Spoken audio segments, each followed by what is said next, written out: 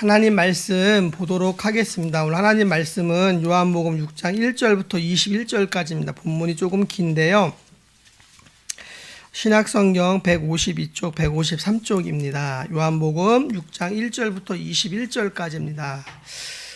제가 한 절, 여러분들이 한 절 교독하도록 하겠습니다. 그 후에 예수께서 디베랴의 갈릴리 바다 건너편으로 가시매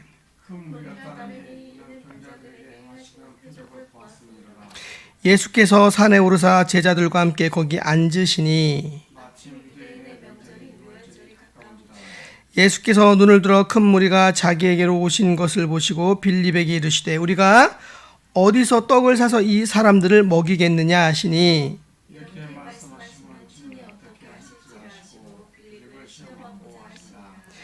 빌립이 대답하되 각 사람으로 조금씩 받게 할지라도 200데나리온의 떡이 부족하리이다.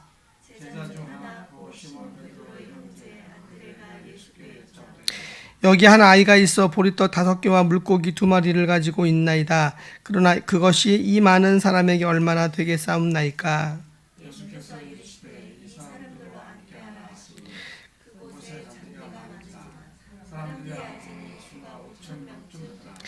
예수께서 떡을 가져 축사하신 후에 앉아있는 자들에게 나눠주시고 물고기도 그렇게 그들의 원대로 주시니라.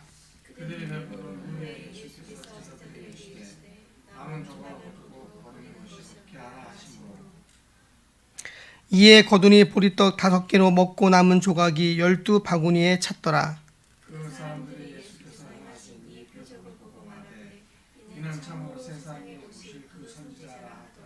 그러므로 예수께서 그들이 와서 자기를 억지로 붙들어 임금으로 삼으려는 줄 아시고 다시 혼자 산으로 떠나 가시니라.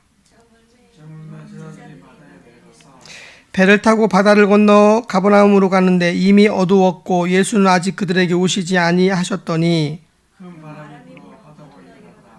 제자들이 노를 저어 10여리쯤 가다가 예수께서 바다 위로 걸어 배에 가까이 오심을 보고 두려워하거늘 이에 기뻐서 배로 영접하니 배는 곧 그들이 가려던 땅에 이르렀더라. 아멘.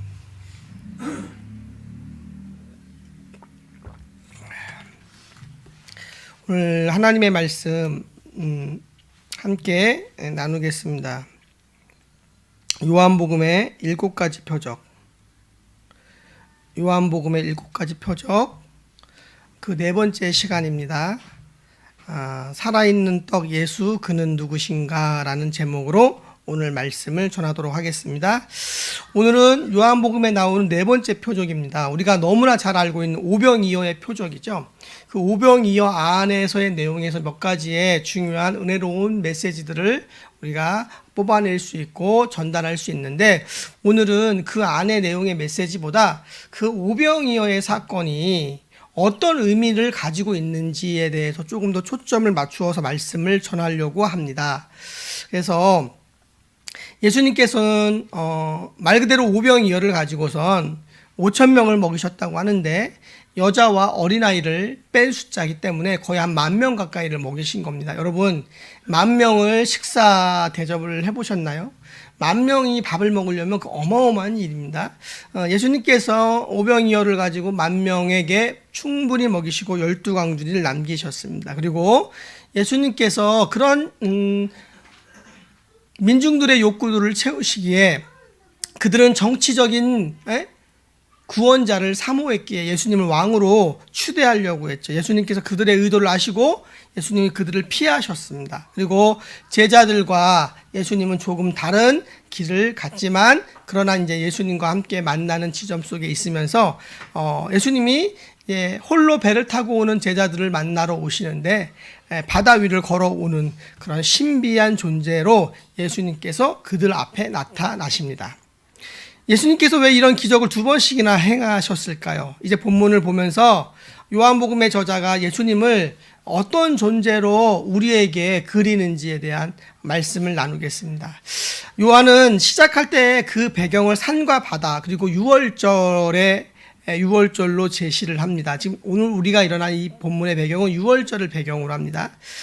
요한복음이 예수님이 오병이어 기적을 일으키실 때 다른 복음서와 달리 떡과 물고기를 직접 나누셨대요. 사복음서에서 유일하게 요한복음에서만 아이가 가진 떡이 보리떡이라고 이야기를 합니다. 이것은 어떤 사람이 엘리사 선지자에게 가져온 보리떡 20개가 생각나게 합니다. 열왕기하 4장 42절에 보면은 엘리사 선지자에게 보리떡 20개를 어떤 사람이 가져왔고 엘리사 선지자는 이것으로 100명을 먹이고도 남았습니다. 그러면은 예수님의 사역이 엘리야의 사역이 생각이 났을까요? 안 났을까요? 그들에게 있어서 생각이 났죠. 그러나 예수님은 훨씬 더 많이, 거의 엘리야보다 100배나 더 많은 그 놀라운 기적을 보이게 됐습니다. 예수님의 사역을 보면서 엘리야와 같은 놀라운, 아니 엘리야보다 더 뛰어난 분임을 그들은 알게 되었고요.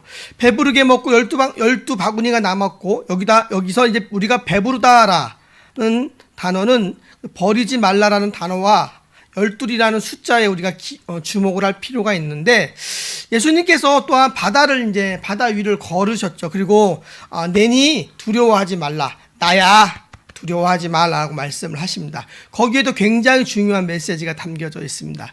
예수님께서는요, 새로운 출애굽의 완성을 위해서 이 땅에 오셨습니다. 무슨 말씀이냐면, 모세가 이스라엘 백성을 노예로 살던 그가 하나님의 계시를 받고 하나님의 인도하심 아래 그들을 출애굽해서 가나안 땅으로 이끌어 가셨죠. 노아의 생활에서 해방시켰죠. 그게 첫 번째 출애굽이죠. 그럼 예수께서는 죄의 노예로 살아가는 이 땅의 모든 사람들을 다시 한번 죄에서 출애굽하는 그 또 다른 모세의 상징의 인물로서 이제는 구원의 완성자로서 이 땅에 오시는 것을 오늘 이 말씀 안에서 우리에게 비춰주고 있는 것입니다. 출애굽의 6월절은 어떤 날입니까? 우리가 양의 피로 장자의 죽음을 피했던 사건이고, 그것으로 인해서 이스라엘 백성들은 출애굽을 하게 되어지죠. 그러면서 출애굽을 하면서 그들이 모든 것을 갖고 이제는 광야로 나와 하나님께 예배합니다. 출애굽한 이스라엘 백성들이 광야에서 무엇을 먹습니까? 만나를 먹죠. 만나를 먹으면서 그들은 하나님의 놀라운 능력을 경험하죠. 동일하게 오늘 배경에 있는 이 유대인들이 있었던 곳은 광야예요. 빈들이에요. 아무것도 없는 곳이에요. 드러나는 것이 있겠죠. 무엇인가 보여지고 느껴지는 것이 있겠죠. 그러나 하늘에서 그들의 선조들은 하늘에서 내리는 만나를 먹었어요. 근데 이들은 오늘도 배불리 먹었는데, 그것은 누구냐? 예수 그리스도, 살아있는 떡이신 예수 그리스도께서 축사하셔서 기도하셔서 축복 기도하심으로 놀라운 능력으로 표적으로 그들에게 배불리 먹이시고 12광주리를 남게 하셨다는 겁니다. 그럼 예수님께서 모세보다 더 능력 있는 분입니까? 아닙니까?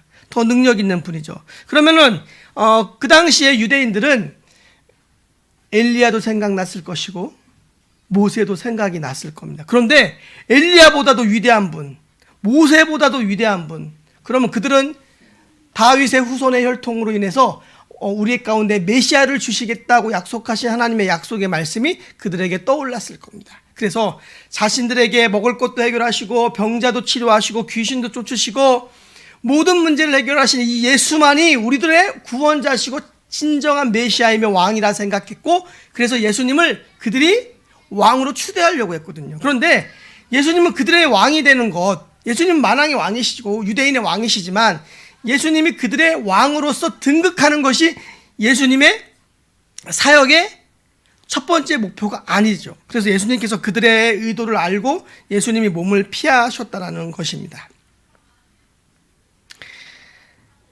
예수님의 몸은 떡을 먹이시는 분만이 아니고, 예수님은 자신의 몸이 실제적으로 찢겨서 우리를 구원하시는 그 산떡, 살아있는 떡으로 오늘 이 땅에 오셨다는 거죠.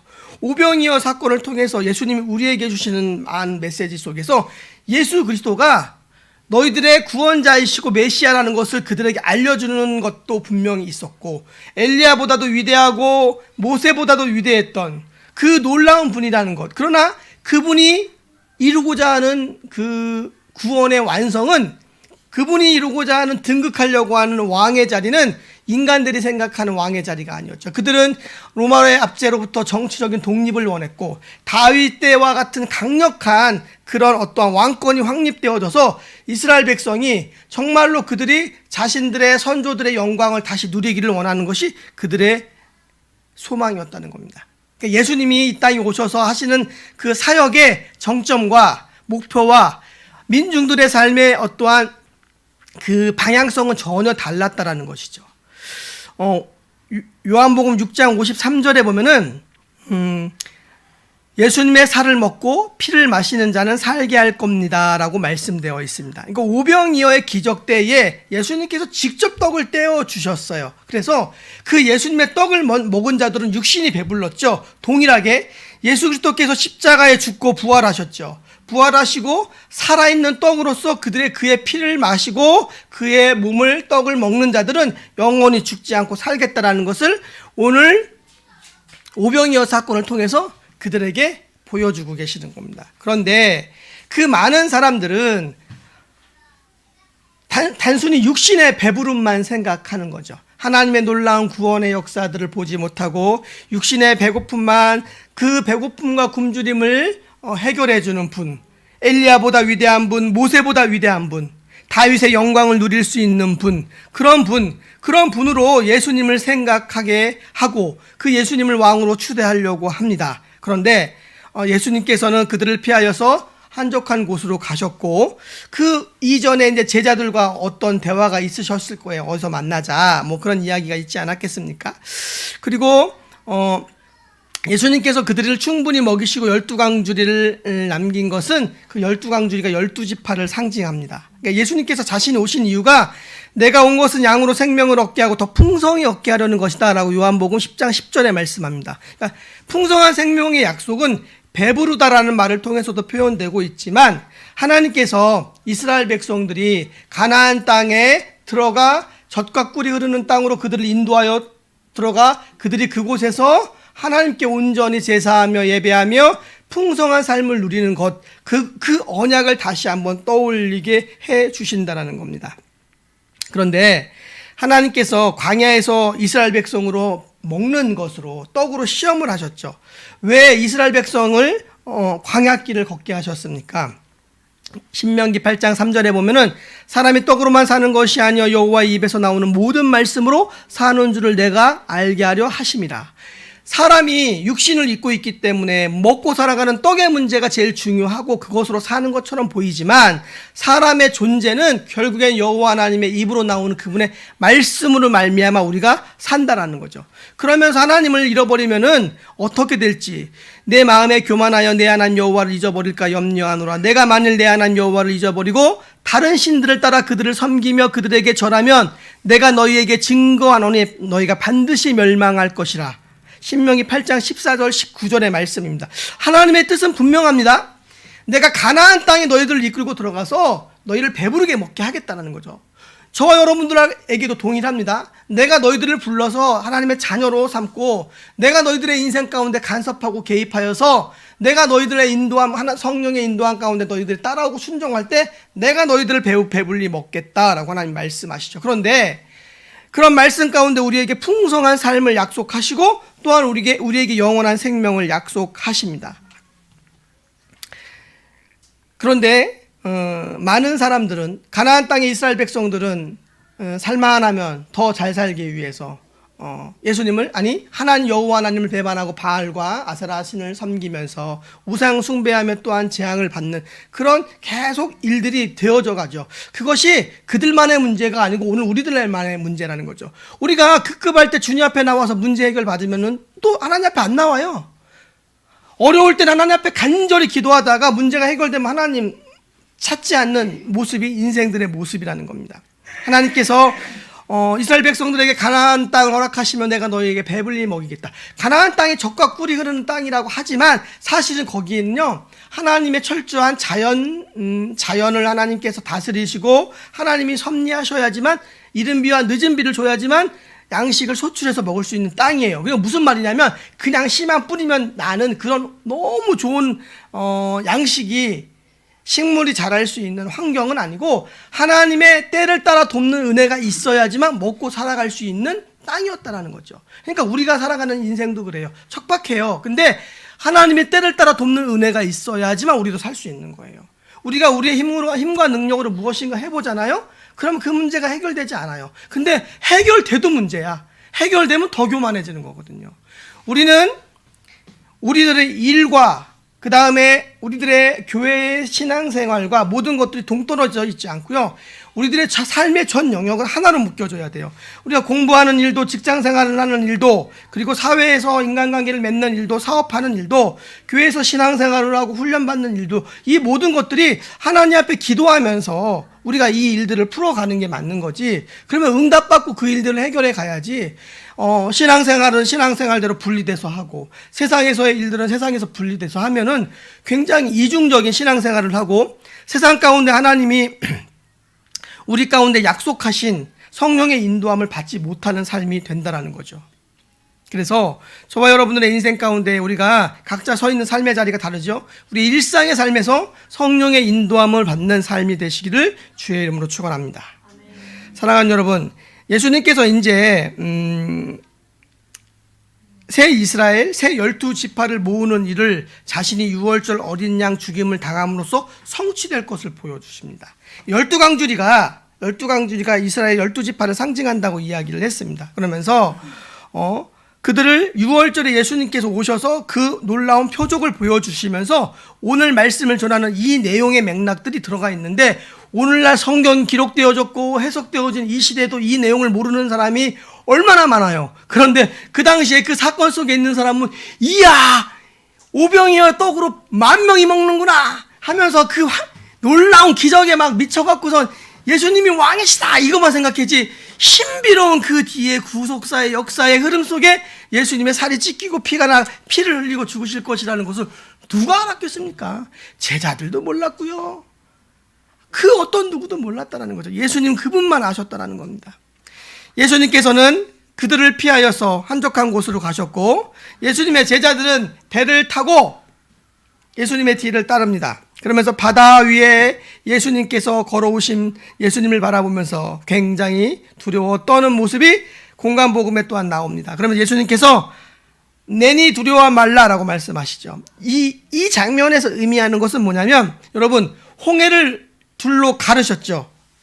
하나님의 능력을 보여주신 굉장히 위대한 사건입니다. 그래서 우리가 전 바다를 좋아하는데요. 성서적으로 성경적으로 바다는 혼돈의 상징이에요. 천국에 바다가 있을까요? 없을까요? 네, 천국에 바다가 없어요. 천국에 바다가 없어요. 자세히 보세요. 네, 천국에는 생명수 강이 흐를 뿐이지 우리가 알고 있는 그 바다는 없어요.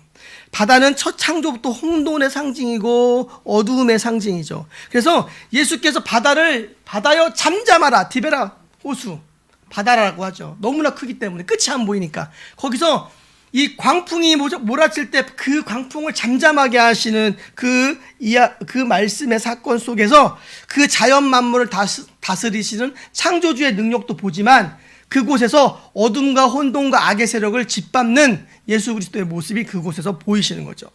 첫 출애굽 때에 홍해를 정복하신 하나님께서 이제 나는 스스로 있는 자다라고 말씀하시면서 I am who I am, 나는 나야 라고, 이게 여호와라는 뜻이죠. 그러면 예수님께서 갈릴리 바다를 정복하시면서 나야 라고 이야기하시는 것, 내가 누구야? 하나님이야 라고 이야기를 하시면서 제자들에게 새로운 출애굽의 역사를 일으키실 메시아가, 그 구원자가 예수님이신 것을 보여주고 계신다라는 것입니다. 요한은 이렇듯 새로운 출애굽의 역사에 유월절 희생양이 되셔서 새로운 생명을 주시는 생명의 떡으로, 그리고 새로운 12지파를 세우실 분으로 예수 그리스도를 소개하고 있습니다. 이것이 요한복음 6장의 전체의 내용입니다. 그래서 우리가 본문을 보면서 오늘의 본문을 보면서 예수님께서 우리가 어디서 떡을 사서 이 사람들을 먹이겠느냐, 이 사람들로 앉게 하라, 남은 조각을 거두고 버리는 것이 없게 하라, 내니 두려워하지 말라, 이 네 말씀을 예수님께서 하셨는데 이 말씀들로 상식에 의존하는 우리를 볼 때 하나님께서 기적에 참여시키시고 자기 백성을 잃어버리지 않고 다 구원하고 말겠다라는 의지가 예수님의 메시지 안에 담겨져 있다는 겁니다. 여러분, 세상은, 우리가 살아가는 이 세상은 굉장히 냉혹한 현실이죠. 그리고 우리가 살아가는 이 자본주의 세상에서 그리스도인이 어떻게 살아가는 것이 과연 지혜로운 삶일까, 그런 고민을 굉장히 많이 해요. 전통적으로 기독교 안에는 자본주의가 발달한 건 기독교의 정신이 굉장히 많이 연결됩니다. 자본주의와 기독교의 그 정신은 떨어뜨릴 수가 없는데, 그런데 문제는 이 자본주의가 빈익빈 부익부 현상으로 너무 이게 심화되어지면서 문제가 생기는 거거든요. 가진 사람들은 더 많이 갖고 가지지 못한 사람은 더 굶주려 가는 것. 전 세계의 부를 상위 몇 프로의 사람들이 다 쥐고 옮겨쥐면서 그 아래에 한 70% 가까운 사람들은 극빈자의 삶을 살아가는 현상이 우리가 살아가는 이 세상의 구조이고 세상의 모순이라는 거죠. 하나님은 우리에게 다 먹고 남을 만큼의 양식을 주셨지만 어디는 굶주려 죽고 어디는 배불러 또한 비만으로 죽어가는 일들이 오늘날 우리에게 일어나고 있다는 겁니다. 저와 여러분들이 살아가는 그 삶의 자리와 현실은 각자 다르죠. 우리가 하는 일들도 다 다르고, 그런데 그 가운데에서 우리가 세속주의에 물들지 않고 우리가 타고 가는 배가 광풍에 휘몰아칠 수도 있고, 그러나 그 과정 속에서 하나님께서 저와 여러분들을 포기하지 아니하시고 우리를 통해서 하나님 놀라운 구원의 역사를 이루어 가시고 저와 여러분을 통해서 이 땅 위에서 각자에게 맡긴 그 사명을 이끌어 가기를 원하신다는 겁니다. 그렇기 때문에 성령의 인도함을 받는 삶은 굉장히 중요해요. 하나님이 오늘날 나에게 무엇이라고 말씀하시는지, 그래서 하나님의 나를 통하여서 놀라운 출애굽의 완성, 새로운 구원의 역사의 완성을 홀로 이루어 가시는 게 아니라 하나님의 자녀를 불러서 이루어 가시는 거죠. 여러분의 개개인의 사명들, 그리고 공동체의 사명들, 우리의 가족 공동체의 사명들, 그리고 우리가 그 사명들을 하나님 주셨는데 그것을 통해서 그분의 뜻을 우리를 통하여 성취해 가기를 원하셔요. 그렇기 때문에 우리가 가장 중요한 것은 이스라엘 백성들이 광야에서 예수님의 놀라운 표적을 보고 그 기적을 보고 오병이어의 기적을 보고 또 제자들이 예수님의 무리를 걸어오는 것을 보면서 그 예수님이 누구신지 온전히 다 이해하지 못했고 자신들의 욕구들만 이야기했고 욕망들만 이야기했지만 우리는 이제 알잖아요. 그러니까 우리가 이 땅을 살아가면서 우리의 욕구와 욕망과 우리의 무엇인가만을 위해 사는 것이 아니라 그분이 내게 원하시는 것이 무엇이고 오늘날 이 내 삶의 상황과 자리와 현실의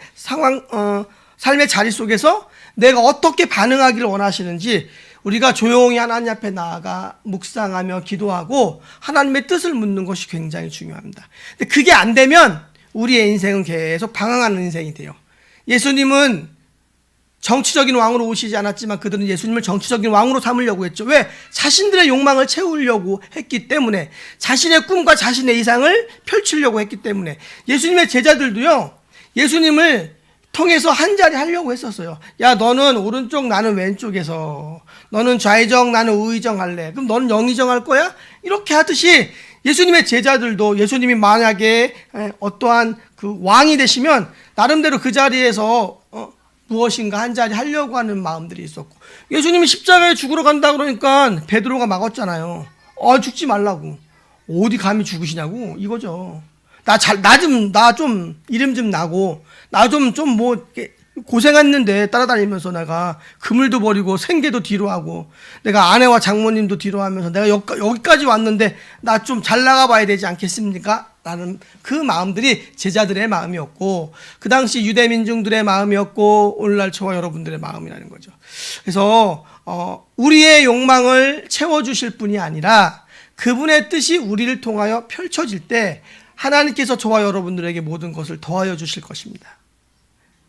너희는 먼저 그 나라와 그 일을 구하라. 그리하면 너희에게 이 모든 것을 더하시리라 하신 그 약속의 말씀을 붙들고 하나님께서 저와 여러분들의 가장 먼저 우리에게 원하시는 것이 무엇인지 우리가 그분 앞에 나아가 간절히 구하며 우리들의 삶의 자리에서 성령의 인도함을 받아서 우리의 욕망을 채우는 구주가 아니라 그분의 뜻을 따라 살아가는 그분의 제자들로 살아가시는 저와 여러분들 되시기를 주의 이름으로 간절히 축원합니다. 우리 이 시간 함께